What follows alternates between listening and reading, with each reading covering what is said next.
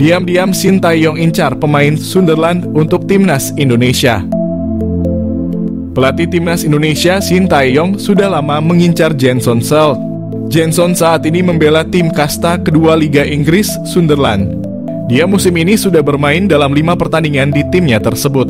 Pemain berusia 20 tahun ini baru didatangkan dari PSV Eindhoven U21. Karir Jenson banyak dia cetak di Belanda. Dia memulai karir dengan masuk akademi PSV tahun 2011 lalu. Kemudian pemain kelahiran Ade ini terus promosi dan akhirnya mencapai PSV U21. Selanjutnya dia ditebus oleh Sunderland dan musim ini bermain di Liga Inggris. Mantan anggota Exco PSSI Hassani Abdul Ghani menjelaskan bahwa Shin Tae-yong sangat ingin mendapatkan Jenson Salt. Jenson saat itu diproyeksikan bisa bermain untuk timnas U20 Indonesia. Dari daftar nama bidikan yang ada, Jenson jadi salah satu pemain yang masuk prioritas. Seperti diketahui saat itu timnas U20 Indonesia sedang dibangun serius. Hassani bahkan mendapatkan permintaan khusus dari pelatih asal Korea Selatan tersebut agar bisa mendapatkan Jenson. Hassani kemudian berkomunikasi dengan Jenson untuk misi tersebut. Namun dia mendapatkan jawaban bahwa yang pemain masih belum bersedia membela timnas Indonesia. Jenson sendiri memiliki darah Indonesia dari kakeknya yang merupakan orang Ambon.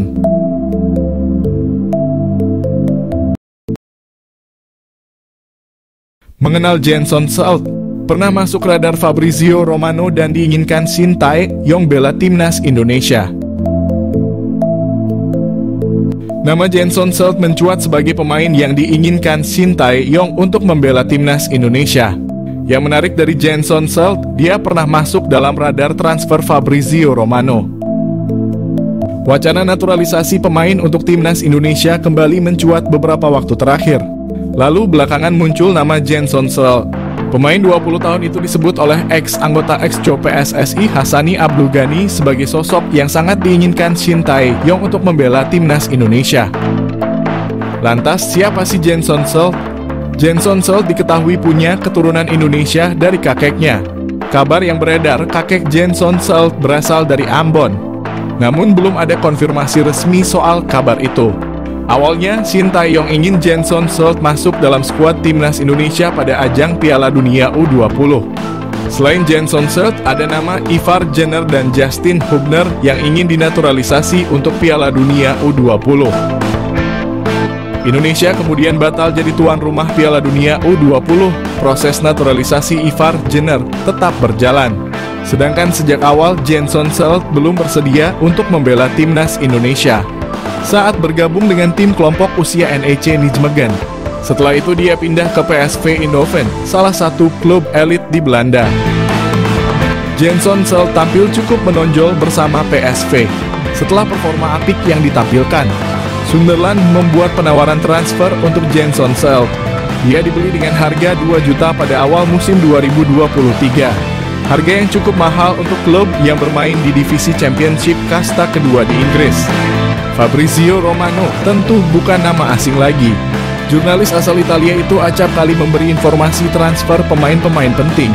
Nah, Romano pernah memantau saga transfer Jenson Salt. Romano 2 kali membuat cuitan tentang Jenson Salt di akun Twitter miliknya. Romano menyebut Jenson Salt sempat diminati Burnley yang bermain di Premier League. Namun tawaran Burnley dengan nilai 1 juta dengan add-ons senilai 1 juta ditolak oleh kubu PSV. Jayden Oosterwolde, bidikan naturalisasi timnas Indonesia. Seine Patinama kalah mewah.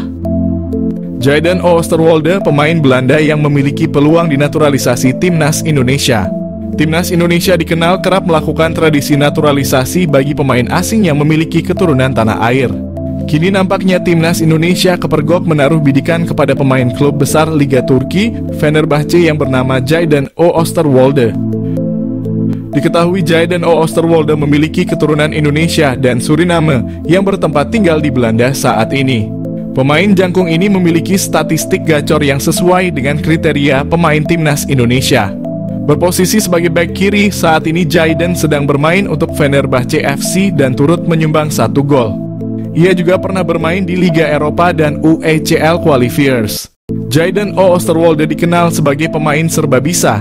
Selain sebagai bek kiri, ia dapat menempatkan diri sebagai bek tengah dan gelandang kiri. Selain itu, usianya yang muda bisa memberikan peluang emas bagi timnas Indonesia karena mampu bermain jangka panjang.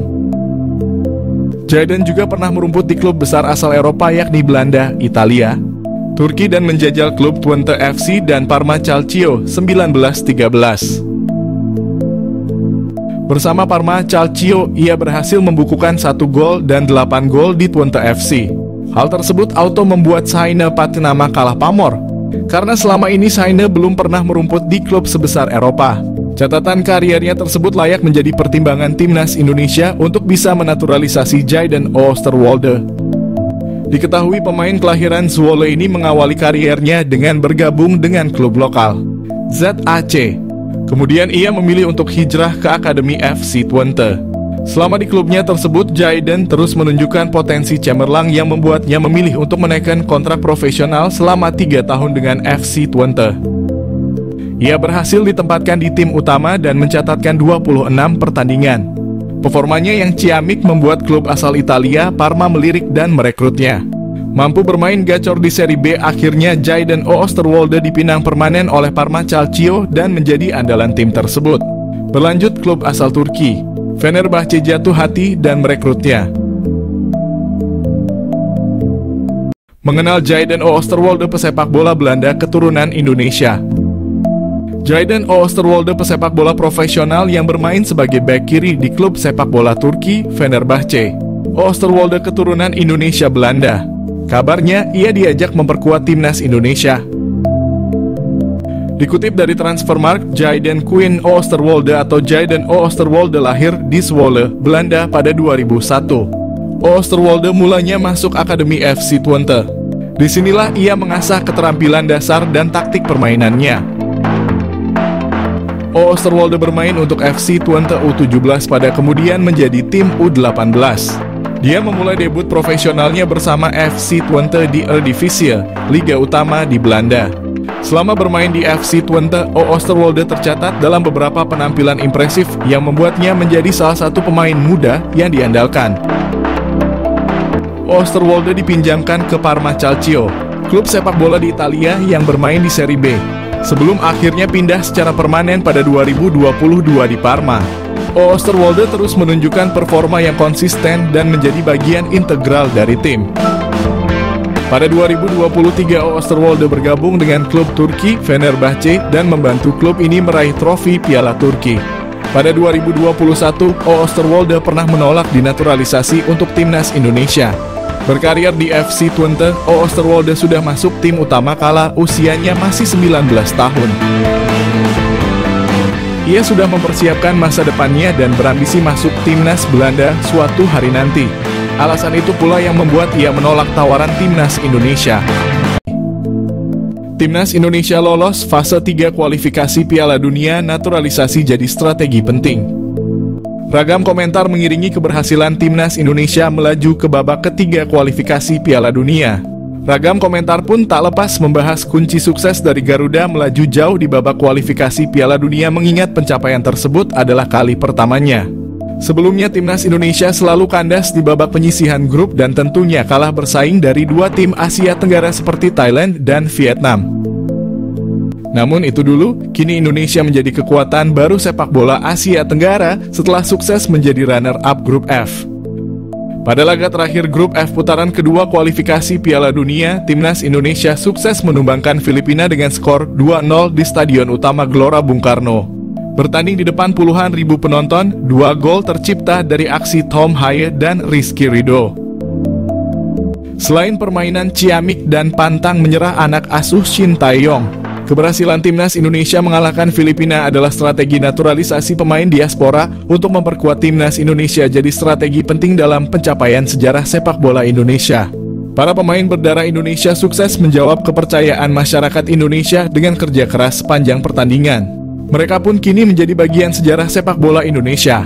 Karena selain lolos fase 3 kualifikasi Piala Dunia zona Asia, timnas Indonesia pun dipastikan lolos Piala Asia yang akan dilaksanakan di Arab Saudi pada Januari 2027 mendatang. Kejutan timnas Indonesia diperkuat pemain baru di putaran ketiga kualifikasi Piala Dunia.